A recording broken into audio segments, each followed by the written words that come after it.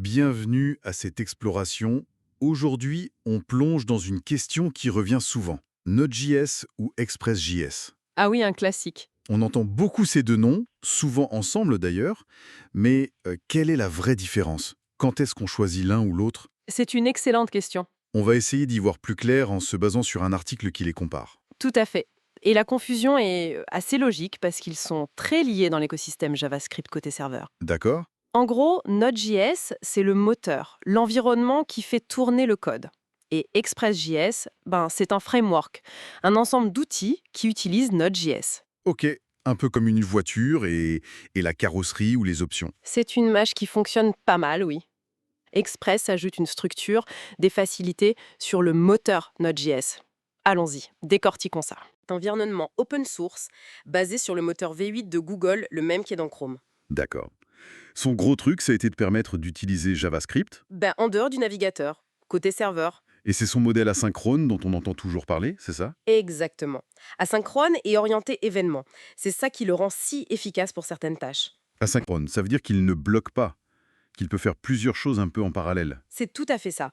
Plutôt que d'attendre qu'une opération longue, comme lire un fichier ou l'interroger une base de données, soit terminée, Mhm. eh bien, Node.js passe à autre chose, il prend une autre requête, et quand l'opération longue est finie, il récupère le résultat. D'accord, je vois. C'est pour ça qu'il est bon pour gérer beaucoup de connexions en même temps. Voilà. C'est idéal pour les applications réseau, le chat en temps réel, le streaming.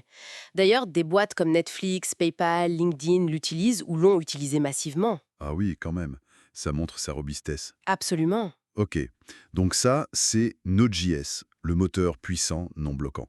Mais si on veut construire une application web, disons classique, avec des pages, des routes, Node.js tout seul, c'est un peu brut. C'est exactement ça. C'est assez bas niveau. Il faudrait écrire beaucoup de code pour gérer les requêtes HTTP, les URL, envoyer les bonnes réponses.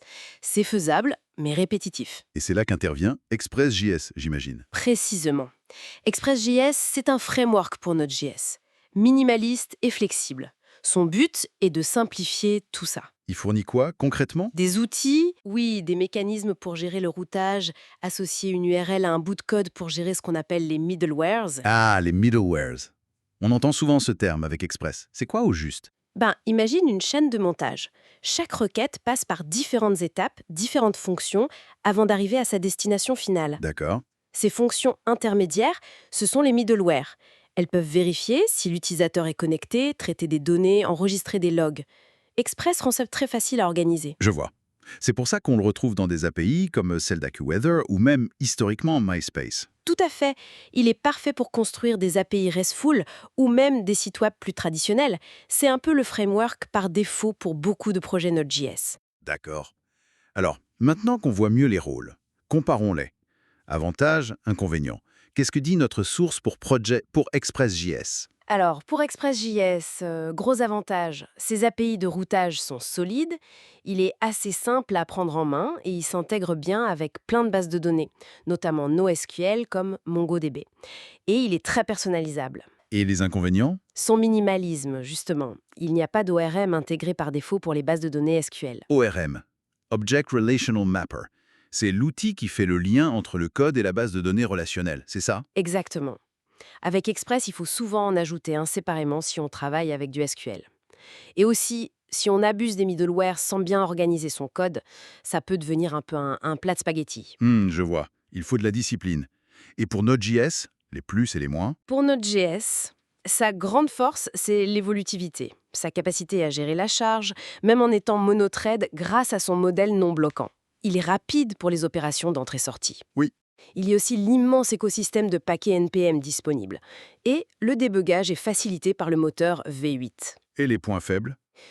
La courbe d'apprentissage de la synchrone peut dérouter au début.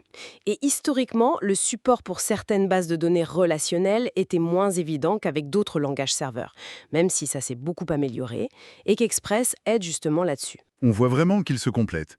L'article dit même que c'est une combinaison mortelle dans le bon sens du terme. Oui, c'est une synergie très puissante. Node.js fournit la performance brute, Express la structure et la facilité pour le développement web. Et pour les tests, est-ce qu'Express aide? Oui, Express facilite la mise en place de tests. Sa structure permet d'utiliser facilement des outils comme Mocha, Chey, Jasmine. Par contre, comme il n'impose pas une structure de projet très stricte, il faut être soi-même rigoureux pour que les tests soient efficaces et maintenables. D'accord. Alors, la question finale, concrètement, quand est-ce qu'on choisit l'un ou l'autre? Ou plutôt, quand utiliser Node.js sans Express? Alors, utiliser Node.js pur ou avec un autre micro-framework, ça peut avoir du sens pour des applications très spécifiques où la performance brute sur un point précis est critique, genre un service réseau très bas niveau. Ok. Ou si on a une architecture où on veut vraiment partager énormément de code JavaScript entre le client et le serveur, et qu'Express n'apporte pas forcément la bonne structure pour ça. Et Express alors? C'est pour tout le reste. Disons que c'est l'option la plus courante et souvent la plus pragmatique pour développer des applications web et des API avec Node.js. Il est génial pour démarrer vite, pour faire des MVP minimum viable products. Oui, pour les startups, c'est idéal. Voilà. Sa légèreté et sa flexibilité avec les middleware permettent d'ajouter des fonctionnalités progressivement. En pratique, la plupart du temps, quand on dit qu'on fait du Node.js pour une appli web, on utilise Express ou un framework similaire par-dessus. Donc, si on devait résumer en une phrase, Node.js, c'est la fondation, le moteur V8 côté serveur, asynchrone, et Express.js, c'est le framework qui vient dessus pour nous aider à construire des applications web plus vite et de manière plus structurée. C'est exactement ça. Ils ne sont pas en compétition, ils forment une équipe très efficace. Bien compris. Et peut-être une petite pensée pour finir, avec la tendance actuelle des microservices, des API de plus en plus spécialisés, comment est-ce que tu penses que cette relation entre l'environnement d'exécution comme Node.js et les frameworks comme Express pourrait évoluer? Est-ce que la légèreté d'Express va devenir un atout encore plus grand? Hmm, c'est une excellente question pour réfléchir à l'avenir. La modularité au cœur des microservices, ça pourrait bien jouer en faveur d'outils comme Express. Très intéressant. Merci d'avoir suivi cette analyse avec nous.